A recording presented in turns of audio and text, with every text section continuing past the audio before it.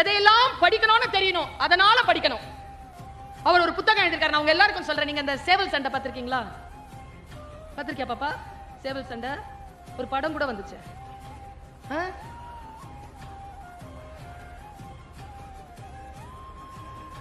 எல்லாம் கரெக்டா தெரிஞ்சு வச்சிருங்க. இஸ்ரோன்னு ஒரு அமைப்பு இருக்கு. இந்த டைரக்டர் பேர் என்னப்பா? சரி விடுங்க. லியோ படம் வந்துச்சு, அது டைரக்டர் பேரு.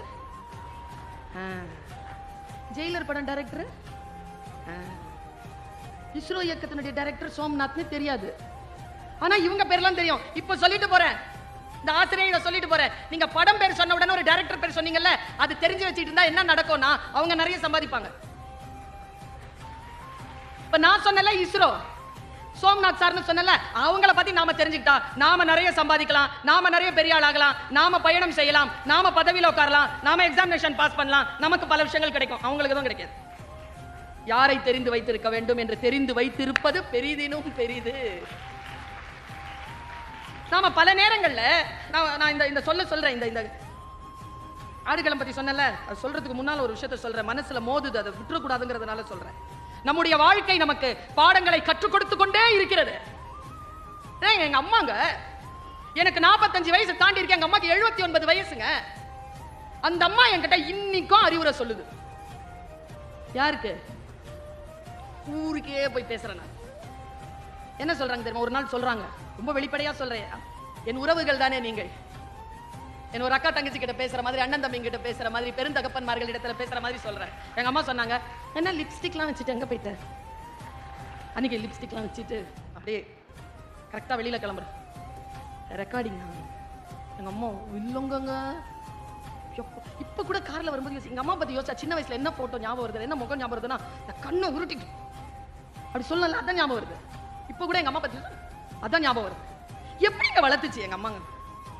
இன்னைக்கு வளர்க்க முடியும். அந்த அம்மா நல்ல கடுமையா எங்களை வளர்த்த அந்த அம்மாவுக்கு கண் கலங்குச்சுன்னா இங்க கரையுதுங்க, பதறுதுங்க. இங்க கண் கலங்குச்சுன்னா இங்க பதறுது, கண்ணெல்லாம் கலங்கிருது எனக்கு.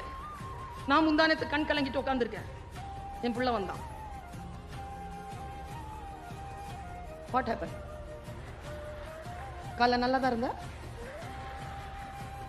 What happen? நான் எங்க தெரியுமா, எங்க அம்மாட்ட போயிலாம் எங்க அம்மா கலங்கி உட்கார்ந்த வாட் ஹேப்பன்லாம் கேட்க மாட்டேன். அப்படியே கலங்கி போய் பக்கத்துல உட்காருவேன். பல நேரங்களில் பக்கத்துல கூட உட்கார மாட்டேன், தூரமா நிற்பேன். அந்த சோகத்தை கூட டிஸ்டர்ப் பண்ண மாட்டேனா. அவங்க தெளிவானதுக்கு பிறகுதான் கூட போய் என்ன வேணும்னு கேட்பேனே தவிர, பயமா இருக்குங்க கிட்ட போறதுக்கு. அம்மாங்க, அதனால் தான் இவ்வளவு பெரிய ஆளுமையாக என்னால் வளர முடிந்தது. என் புள்ள கேட்கிறானே வாட் ஹேப்பன் அப்படி கேட்கிறானே, நான் எங்க கவலைப்படுறேன் தெரியுமா? அவனாவது என்கிட்ட வாட் ஹேப்பன் நல்லா தானே இருந்த, ஏன் அழுவுறேன்னு கேட்கறான். அவன் புள்ள அவன்கிட்ட என்ன கேட்கும்? எங்கிருந்து தொடங்குவது? நான் பெரிய விஷயங்களை சொல்லி தருகிறேனே, என் அம்மா சொல்லி தருகிறா. லிப்ஸ்டிக்லாம் வச்சுட்டு எங்க போற? ரெக்கார்டிங். நல்லா தான் இருக்க, சரி போ. ஒன்னு ஞாபகம் வச்சுக்கோ. எப்படி சொன்னாங்க தெரியுமாங்க? காலில் இருந்து நிலம் நகர்ந்துருச்சுங்க. அந்த சொற்கள் இன்றைய தாய்மார்களிடத்தில் இல்லையே. என் தாய் கிட்ட இருக்கே, என் வாயில என் பிள்ளைக்கு வர மாட்டேங்குது. எங்க அம்மா சொல்றாங்க, கேமரா முன்னால இருக்கணும்னா எவ்வளவு அழகா வச்சுக்கிறோம்ல மூஞ்சிய. எங்க ப்ரொஃபைல்ல இருக்கிற மாதிரி ரொம்ப அழகும் கிடையாது, நாம ஆதார் கார்டுல இருக்கிற அளவுக்கு மோசமும் கிடையாது.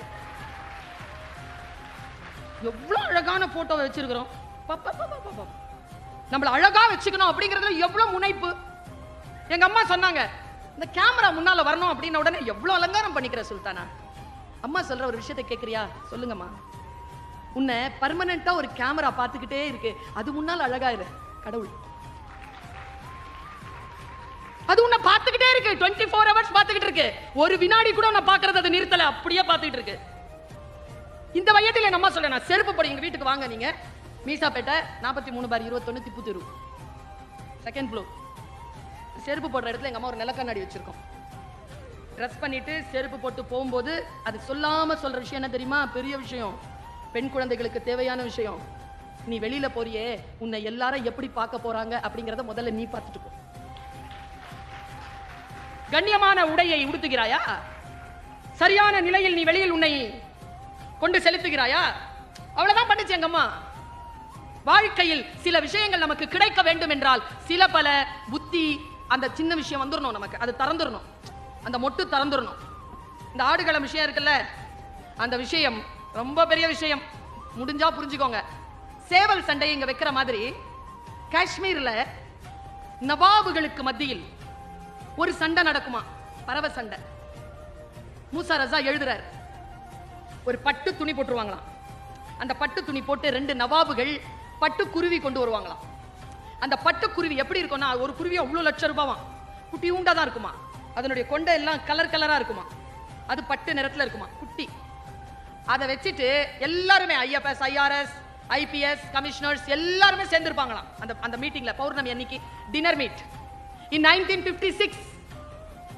அவர் எழுதுறார் 1956ல எல்லாரும் உட்கார்ந்து பார்ப்பாங்களாம். சுதந்திரம் அப்படிங்கறத புரிஞ்சுக்கிட்ட ஒரு இடங்க இது. கடத்திட்டு போயிடுறேன், பெரிய விஷயம், புரிஞ்சுக்கோங்க முடிஞ்சா. இளைஞர்கள், பெண்கள், காதுகளில் இலை விரித்து கருத்து விருந்துக்காக காத்து கொண்டிருக்கின்றவர்கள், காது இருக்கின்றவர்கள் கேட்டுக்கொள்ளுங்கள். பைபிள் காது இருக்கிறவங்க கேட்டுக்கோங்க இந்த பாயிண்ட. பட்டு துணி விரிப்பாங்களாம். ஒரு நவாப் வந்து உட்காருவாராம். அவர் ஒரு சின்ன பெட்டி வச்சிருப்பாராம். அந்த பெட்டியை எடுத்து திறந்தார், இந்த குருவி வருமா, ஜம்ப் பண்ணுவாங்க குருவி. அது ஜம்ப் பண்றதுல சொல்லிடுவாங்க, இதுதான் நான் ஜெயிக்க போகுதுன்னு காசு போடுவாங்க. காலில் ஒரு பட்டு ஒரு நூல் கட்டி வச்சிருப்பாங்களாம். ஒரு நவாப் இப்படி வச்சுட்டு உட்காருவாராம், இன்னொரு நவாப் அதை அப்படி வச்சுட்டு உட்காருவாராம். எல்லாருமே அந்த யார் ஹோஸ்டோ அவருடைய பர்மிஷன் கிடைச்ச உடனே அப்படிங்கிற ஒரு வார்த்தை அப்படி சொன்ன உடனே 2 குருவியை மோதுமா. லட்சக்கணக்கான பெருமதியான ட்ரெயின்டு 2 குருவி ரத்த கலரி ஆகுமாங்க. ஒண்ணு கொத்த அவ்வளவு விசில் பறக்குமா, அவ்வளவு கைத்தட்டல், அவ்வளவு காசு விழுமா. இந்த சண்டையை எல்லாரும் பார்த்துட்டே இருப்பாங்கல்ல, அதுல ஒரு குருவி தோத்துருமாங்க, அப்படியே உட்காந்துருமா. ஒரு குருவி இருக்குல்ல, ஜெயிச்ச குருவி இருக்குல்ல, அது ரொம்ப அழகா இருக்கும். நான் இப்படி சொல்றேன், அவர் அப்படிதான் எழுதியிருக்காரு. அது என்ன பண்ணுமா, இந்த சின்ன இருக்குல்ல அதனுடைய மூக்கு, அது இப்படி எடுத்து எல்லாரும் இப்படி பார்க்குமா. எல்லாரும் கை தட்டின உடனே அது ஒரு கம்பீரமா அப்படி நடக்குமாங்க. ஜெயிச்சிருச்சு, அதுக்கு தெரியுது அது ஜெயிச்சிருச்சுன்னு.